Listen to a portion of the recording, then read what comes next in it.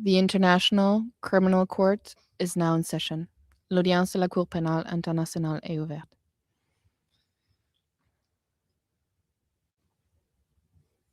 Please be seated. Veuillez vous asseoir.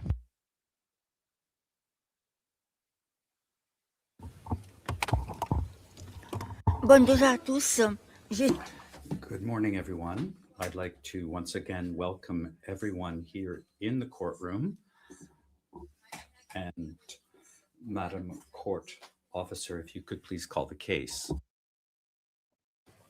Good morning, Madam President, Your Honors. Situation in the Republic of the Philippines in the case of the prosecutor versus Rodrigo Roa Duterte, case reference ICC 0121-0125. And for the record, we are in open session.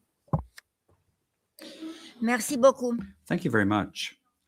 I would now like to call upon parties and participants to confirm that the people here in the courtroom are the same as the ones present yesterday.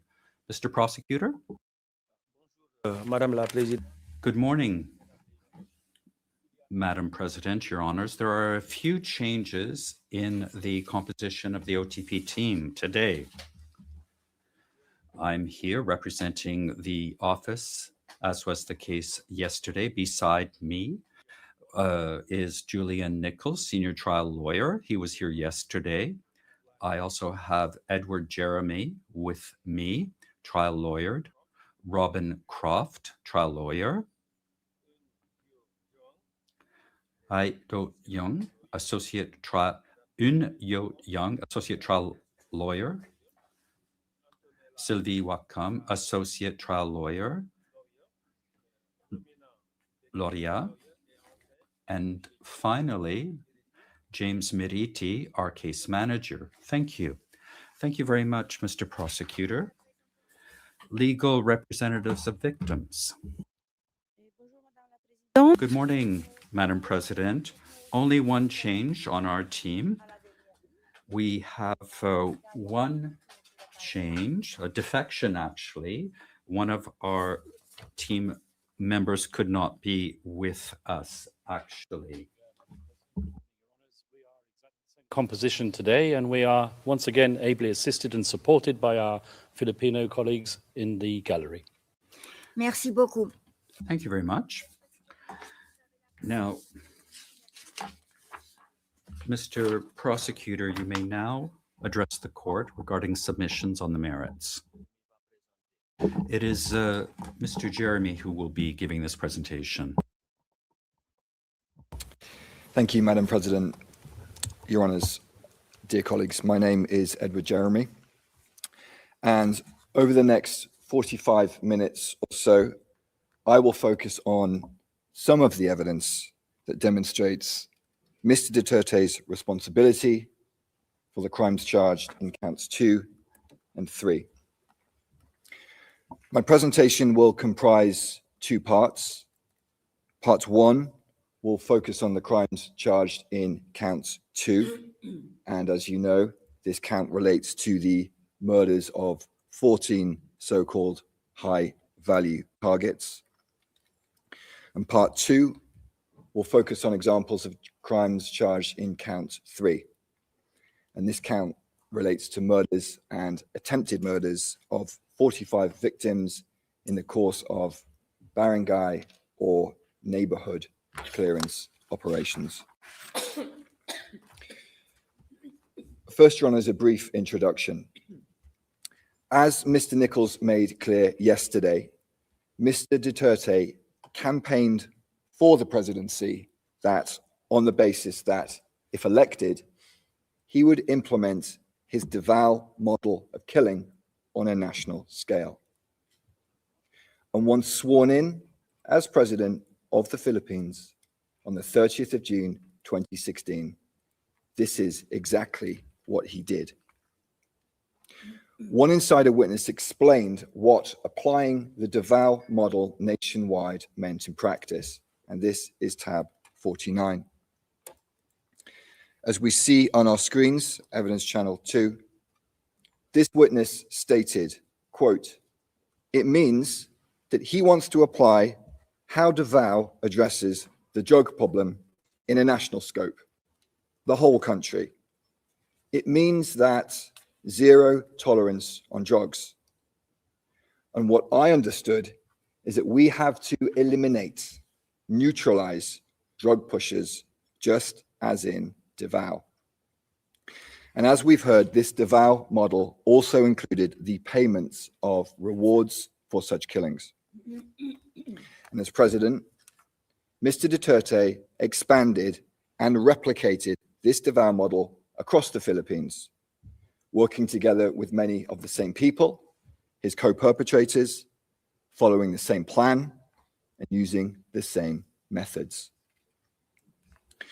On becoming president, Mr. Duterte appointed his co-perpetrators from Davao, a number of whom Mr. Nichols introduced yesterday, to senior positions in the police and the government. And in these high-level positions, Mr. Duterte and his co-perpetrators had authority over thousands of state personnel, including those that formed the national network that the co-perpetrators used to carry out the charged crimes, as Ms. Croft will shortly describe in more detail. And Your Honours, central to this plan to carry out the charged crimes was the formal national anti-illegal drugs campaign in the Philippines. And this campaign was launched through a document titled Command Memorandum Circular number 16, 2016. This was issued by newly appointed PNP Chief Ronald De La Rosa on the 1st of July 2016, the first full day of Mr. Duterte's presidency.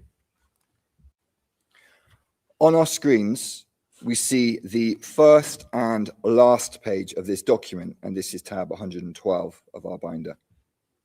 We see that the subject is, quote, PNP Anti-Illegal Drugs Campaign Plan, Project Double Barrel. And we see it is dated the 1st of July, 2016. On the first page, there are a series of supporting references for this memorandum. And the first foundational reference is the quote, pronouncement of President Rodrigo R. Duterte to get rid of illegal drugs during the first 6 months of his term. And yesterday we heard multiple examples of the violent nature of those pronouncements and speeches. If we focus on the last page of this document, page 18, we see that the distribution list comprised the highest levels of law enforcement in the Philippines. And on the right side, we see it signed by Ronald M. De La Rosa, Philippine National Police, the PNP. And Your Honours, we'll look now at some parts of this document which essentially sets out general guidelines for the implementation of this project, Double Barrel.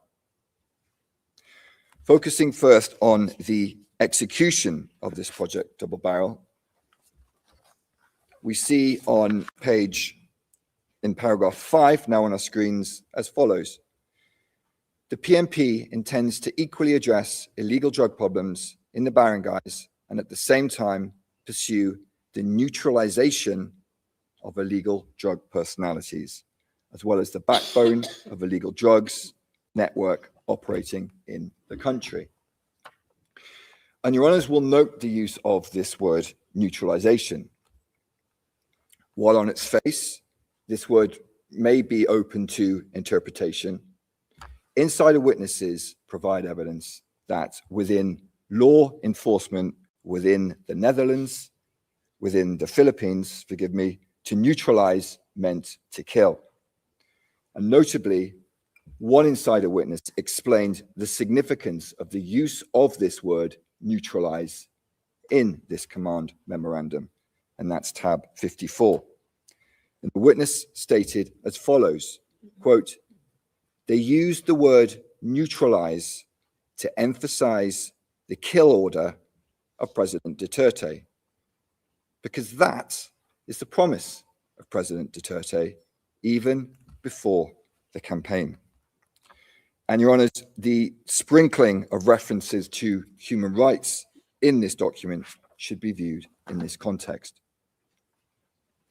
Moving on to the concept of operations, this is set out on page 3 of this memorandum as follows, quote, the PMP anti-illegal drugs campaign plan, Project Double Barrel, will be conducted in a two-pronged approach, namely Project Tokang and Project HVT.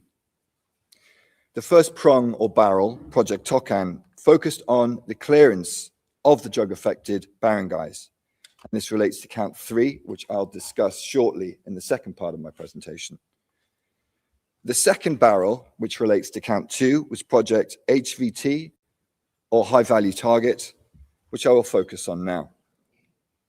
Turning to page 6 of this document, we read as follows. Project HVT is a massive and reinvigorated conduct of anti-illegal drugs operations, targeting illegal drugs personalities and drug syndicates. And as Your Honours are aware, it was in the course of this Project HVT that the prosecution alleges the 14 victims of count 2 were murdered. And many of the high-value target victims of count 2 incidents were included in charts and lists that Mr. Duterte showed during public, often televised appearances and speeches. And just as he did in Davao, as president, Mr. Duterte publicly named persons he alleged were involved in drugs, and many of those would end up as victims in his so-called war on drugs. For example, on the 7th of August 2016, Mr. Duterte held a televised press conference in Davao City, during which he named 150 public officials who he claimed were involved in the drug trade. These included Abrera Mayor Rolando Espinosa and Osamis Mayor Reynaldo Parahinog, as well as various members of the Parahinog family. This speech is at tab 31, and we'll play 2 clips of that now.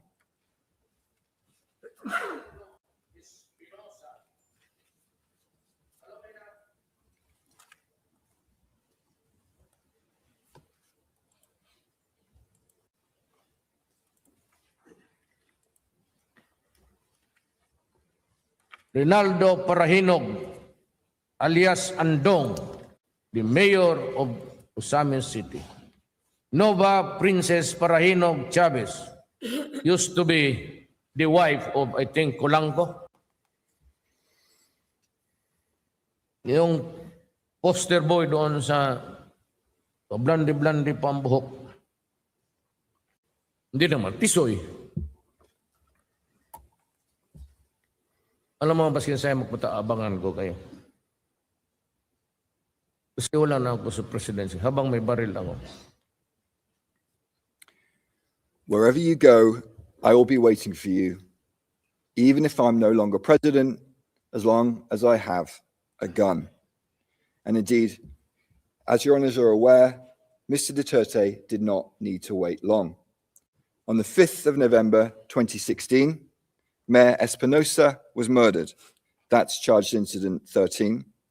Then, on the 30th of July 2017, Mayor Parahinog, together with a number of others, was also murdered. That's charged incident 14. And during the same speech that we just saw, Mr. Duterte emphasized his direct involvement in the preparation of this list as follows.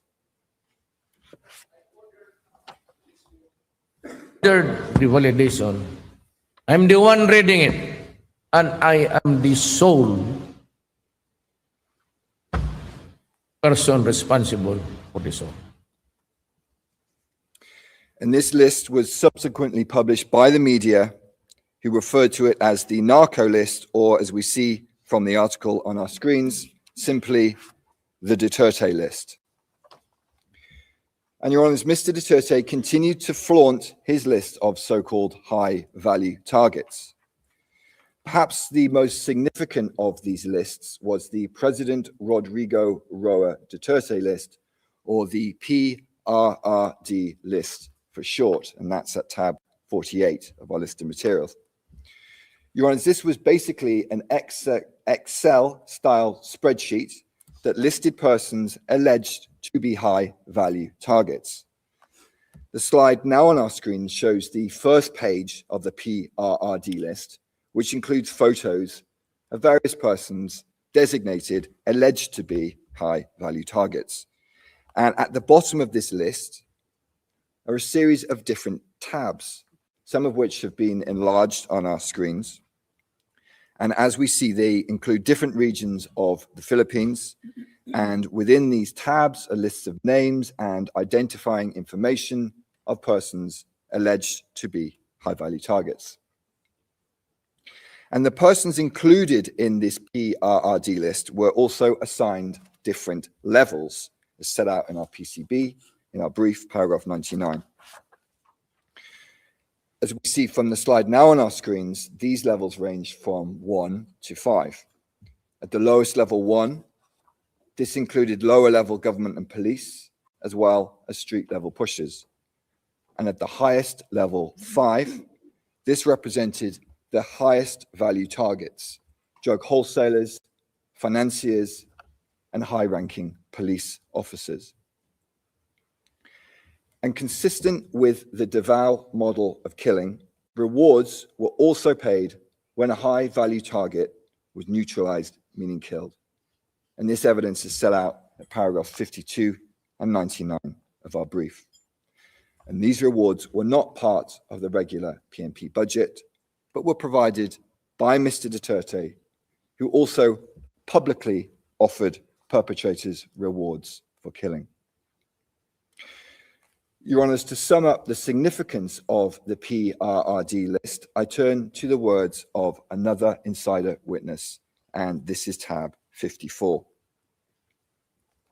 Quote, "This list was used by the police in their operations. And if you are in the list, you will be the subject for police operations. And most of the time, the people on the list are killed. So basically, the PRRD list is a dead list." And Mr. Duterte publicly paraded this PRRD list on multiple occasions. For example, during another televised speech on the 2nd of February 2017, tab 111, he stated the following. This is the drug industry of the Philippines. And in this same speech, we'll shortly see Mr. Duterte holding another page of this PRRD list, reacting to criticisms based on human rights in relation to his so-called war on drugs. Tapos sabihin mo lang ako, takot-takutin mo ako ng human rights. Pakain ko ito, bunganga nila. Oh. And Your Honours, on this issue of human rights, as Mr. Nichols explained yesterday, during his speeches in Davao, Mr. Duterte, well-versed in the law, would occasionally seek to legitimize his encouragement of state violence by references to human rights and self-defense. And he continued to do so as president. For example, as we will see in the next clip, during a speech on the 20th of September 2016, which is at tab 130, he stated the following. Pagka bumunot, patayin mo. Pag hindi bumunot, patayin mo rin. Oh, tangin. Para matapos na. Eh, kaysa mawala pa bro. Ako na ang bahala sa inyo.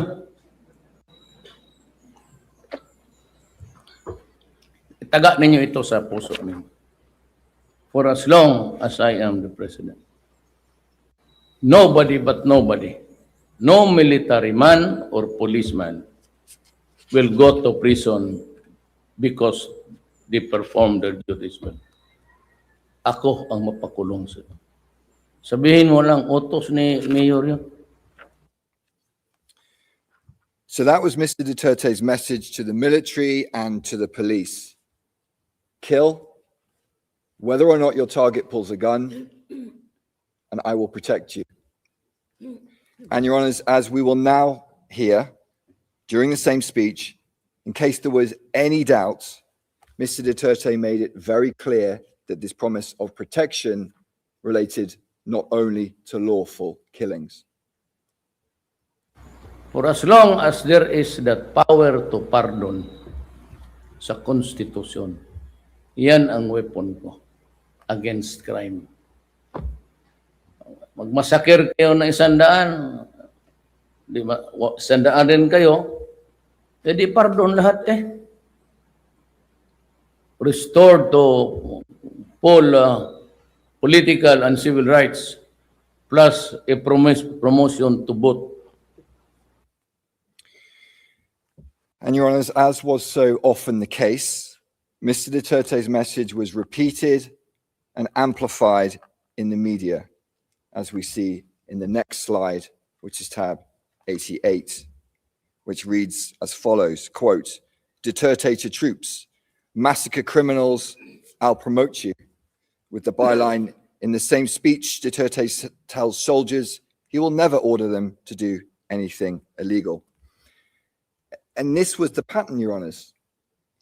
Out of one side of his mouth, quietly, occasionally, he would speak about self-defense.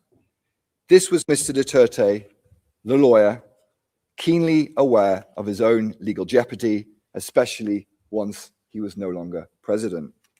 And out of the other side of his mouth, loudly, frequently, he would say, kill, and I will protect you, I will pardon you, and I will promote you. And this was Mr. Duterte, the strong man president who orders the murders of drug lords and alleged criminals. And as the charged incidents demonstrate, Mr. Duterte's co-perpetrators, as well as the police on the streets, understood his message to kill loud and clear.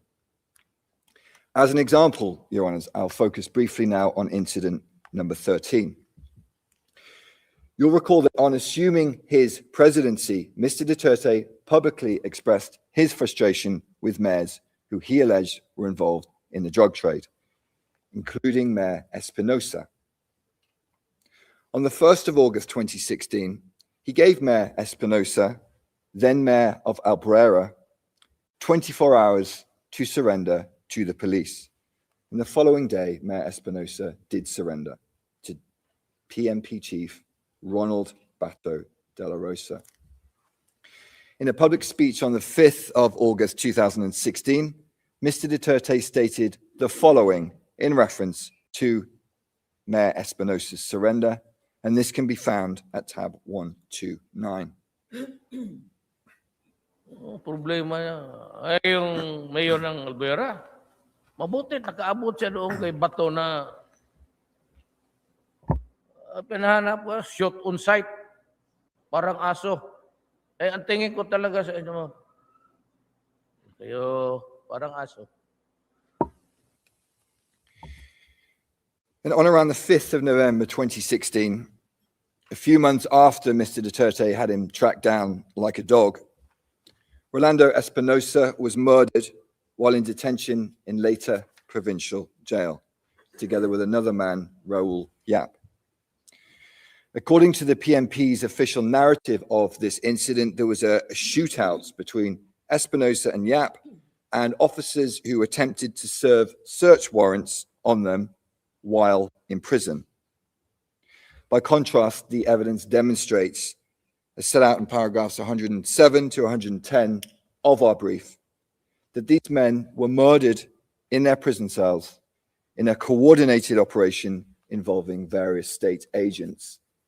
CCTV was disabled, guns were planted in their cells, rewards were paid.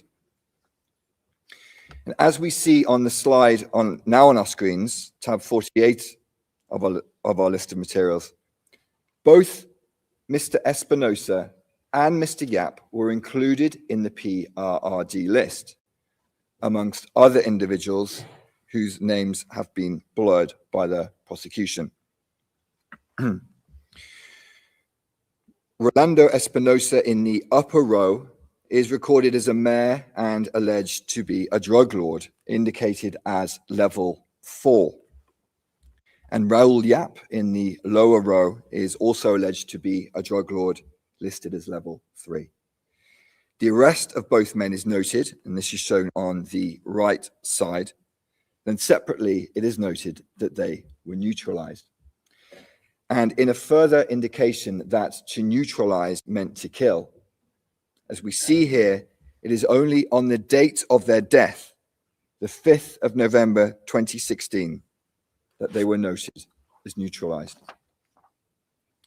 Additionally, in the tab of the PRRD spreadsheet labeled high value targets, now visible on our screens, there is a photo of Mayor Espinosa. He's the person in the yellow t-shirt in the second row on the far right side. As you can see from the enlarged photo, he's been crossed out in red, which, as a witness confirmed, indicates that he had been killed. And if your honors look closely at this list, you'll see it appears to be the same list that Mr. Duterte held during a speech on the 2nd of February 2017. And for reference, these are tabs 48 and 111. And your honors, following these murders, Mr. Duterte continued his public threats. For example, on the 9th of February 2017, he stated publicly that mayors involved in illegal drugs should resign or face death.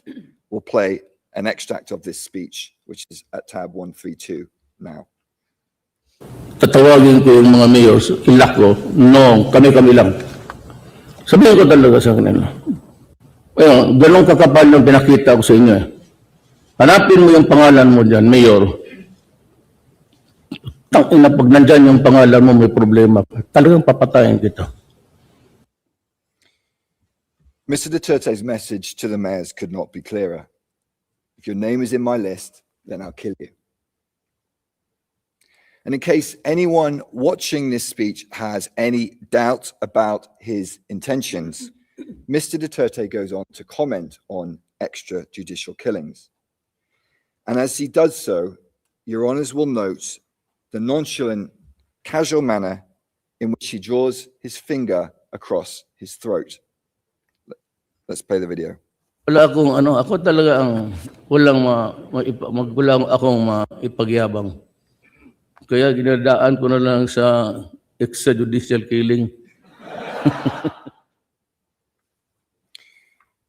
And in this opulent, gilded presentation room, the officials laugh along with their president while he boasts about his skills in extrajudicial killing.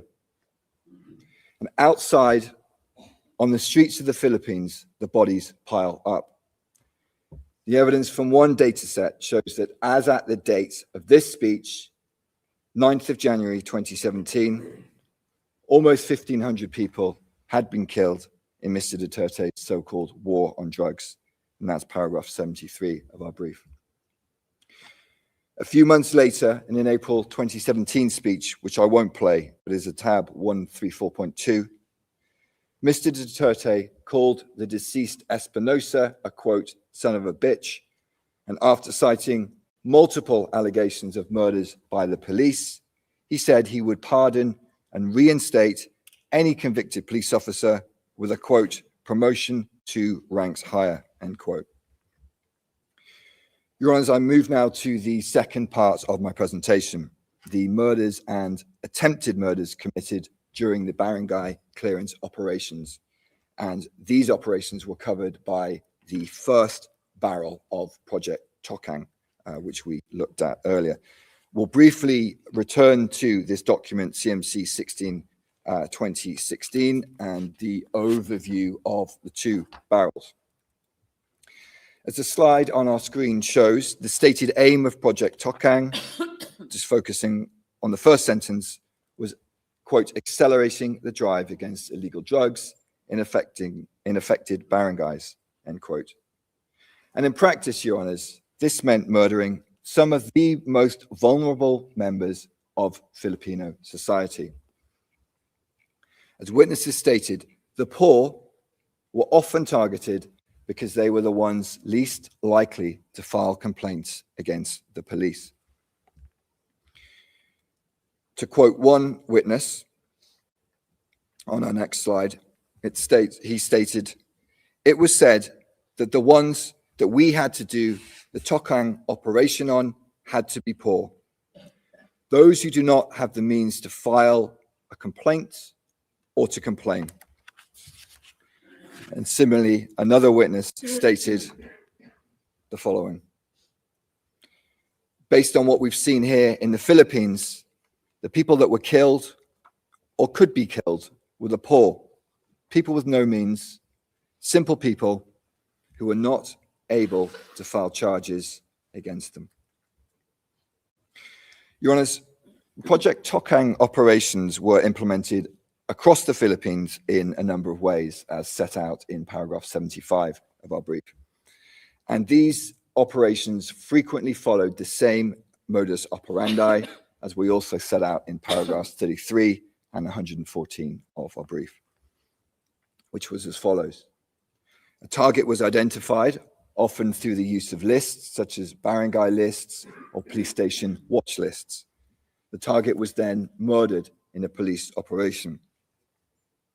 Weapons, drugs, and money, or a combination thereof, were then planted at the crime scene.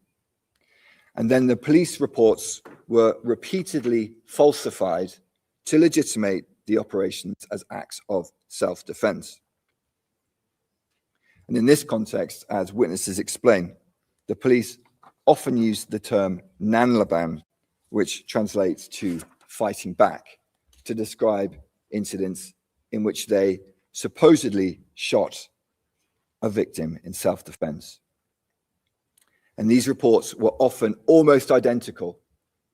In essence, copy-paste reports in which victims were frequently blamed for their own deaths. And finally, unofficial rewards were paid. Your Honours, I'll briefly focus on a few of the Count 3 incidents to illustrate this pattern.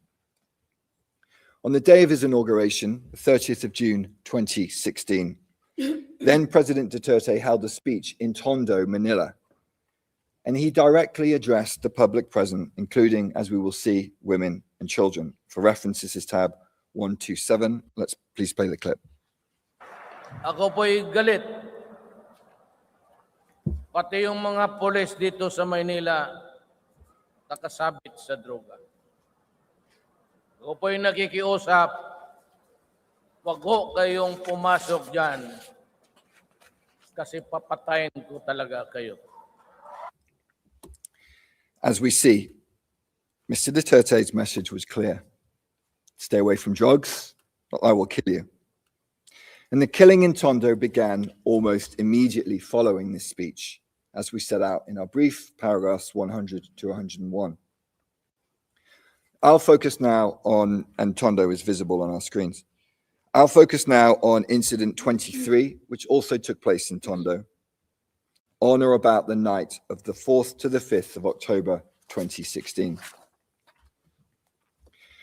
As your honours are aware, the alleged victim of this incident 23 was Benjamin Vizda.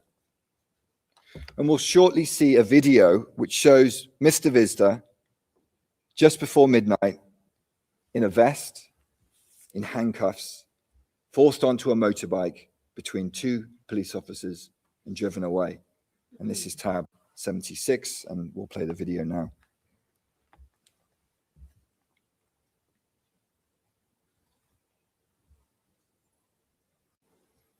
And we see now Mr. Vizda being forced onto the motorbike between the two police officers.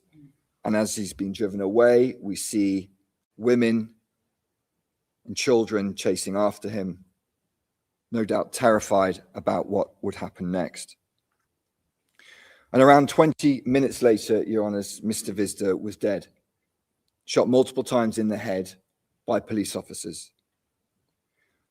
A witness described the scene, and Your Honours, the next slide will be a graphic image.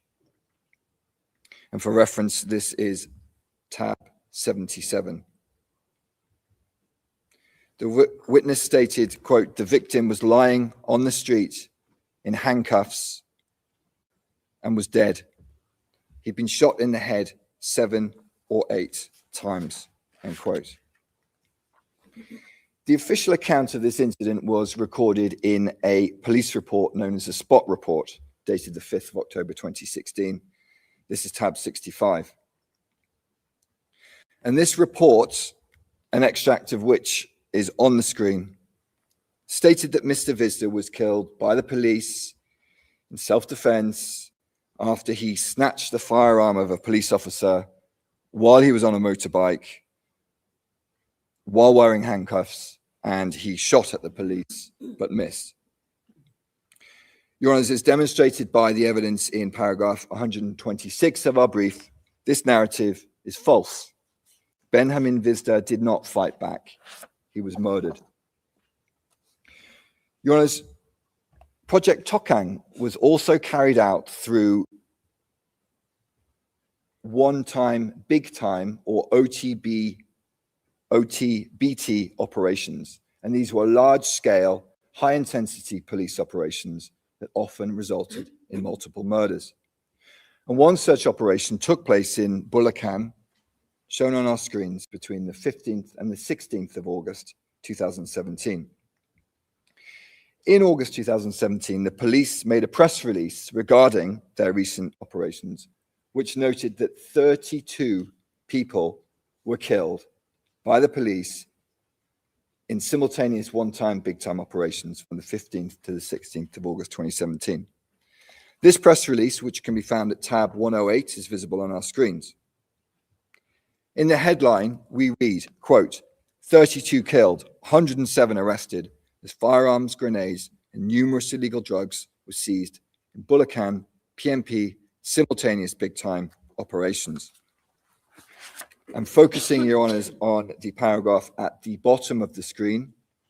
We see that the deaths of these 32 people were recorded as, quote, significant results, end quote, of the, quote, intensified campaign against illegal drugs, otherwise known as Project Double Barrel Reloaded, end quote. And this was essentially a reinvigorated version of Project Double Barrel, as set out in our brief footnote 37. And the press release goes on to name the 32 victims of this operation, which included 3 victims who are victims of charged incidents 28 and 29 in this case, who were murdered, consistent with the pattern of the other incidents in count 3, as set out in paragraphs 131 to 132 of our brief. Your Honours, 32 individuals killed by the police in Bulacan in a 24-hour period. You would imagine this would be a major national incident. So how did Mr. Duterte react to this shocking news? Let's hear what he said, and for reference, this is tab 147. Yung namatay daw kanina sa Bulacan, 32, in a massive raid. Ganda yun. Makapatay lang tayo ng another 32 every day, then maybe we can reduce the what is this country. So that was the president's message in response to the death of 32 Filipinos in a single day. He essentially said to the police, well done, keep going, let's kill another 32 every day. And, Your Honours, in this context, as you would expect, the killings went on and on. This phase of one-time, big-time operations continued until around the 18th of August 2017, resulting in many more deaths. As one witness stated, quote, it was hunting season, a killing spree, end quote. And that's at tab 77. And on the evening of the 16th of August, in the midst of this killing spree, perhaps at the same time as Mr. Duterte's speech in Bulacan, a 17-year-old child named Kian de los Santos was murdered in Caloocan, the location of which is marked on our screens. And this is charged incident 30. As usual, the police claimed that Kian de los Santos shot at them and they were forced to shoot him dead in self-defense. Another victim blamed for his death.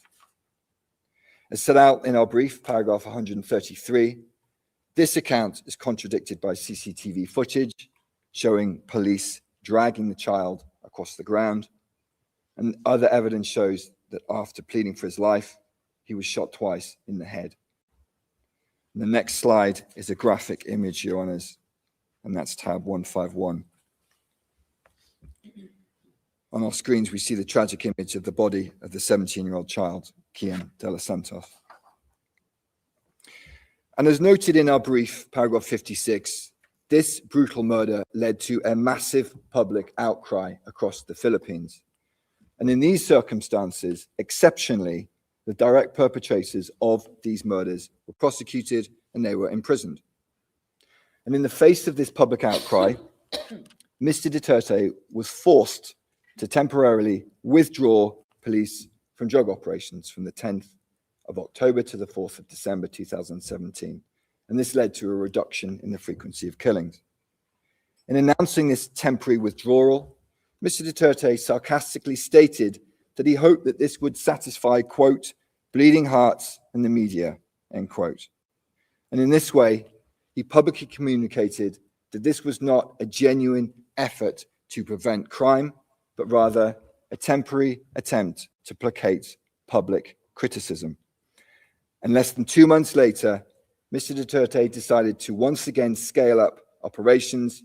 He ordered the PNP back into the campaign, and the killings once again intensified. And Your Honours, regrettably, children continued to be the victims of these killings. Your Honours will recall that at the very start of his presidency, Mr. Duterte gave a speech in Tondo, and we saw a part of it earlier. This is tab 127 on our list of materials, and we'll watch another portion of that speech now.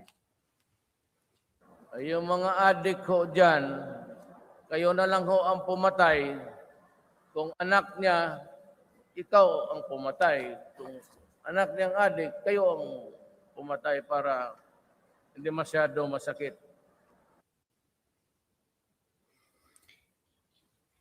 If it's someone's child, be the killer yourself.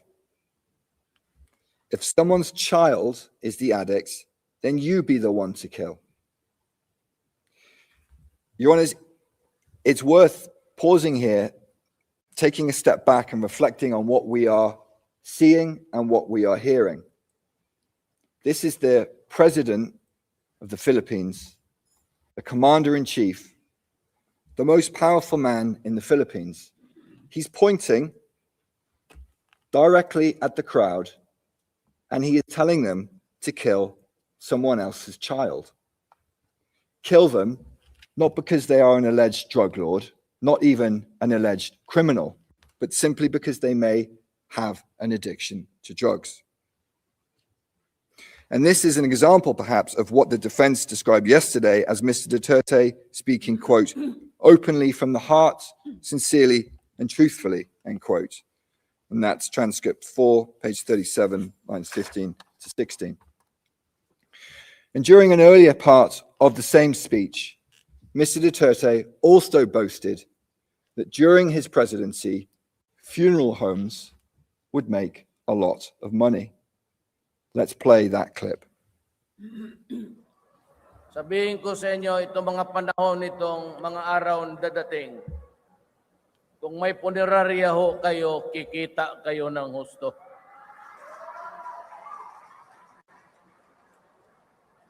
Kayo ko yung mga small time na punerarya dito, doon. At sigurado hindi kayo malugi. At pag humihina na ang negosyo ninyo, sabihin ko lang sa mga pulis, bilis-bilisan ninyo ng konti para kumita yung tao sa negosyo nila. Ayan, sinasabi ko na sa inyo. Hindi ako nagbibiro. So again, here's the president assuring funeral homes that if their business declines, he will, quote, tell the police, hurry up a little so people can make money from their business, end quote. And he stressed very clearly he was, quote, not joking. And as my friend said yesterday, transcript 4, page 30, lines 18 to 19, quote, for President Roddy, his word was his word, and the people knew it, end quote. In this context, to conclude, I'll focus briefly on incidents 38 and 45. As your honours know, in the course of these incidents, which occurred during 2018, on 2 separate occasions, the police detained a child aged around 14 or 15 years old. On each occasion, the police wrapped the child's head in packing tape so no one could hear them scream, and then strangled the child to death with wire. It's difficult to imagine a more terrifying end to 2 lives that had barely even begun. And these murdered children were then sold to funeral homes who profited from their bodies, as explained in paragraphs 142 and 150 of our brief. Your Honours, dead children, police ensuring that funeral homes made money. Mr. Duterte indeed was not joking. Thank you, Your Honours. This concludes my presentation. I now hand over to Ms. Croft. Merci beaucoup, Monsieur. Judge Motors, thank you very much, Mr. Prosecutor, for your presentation. I think we are going to observe a break of 40 minutes up to 11:30 a.m. Thank you very much.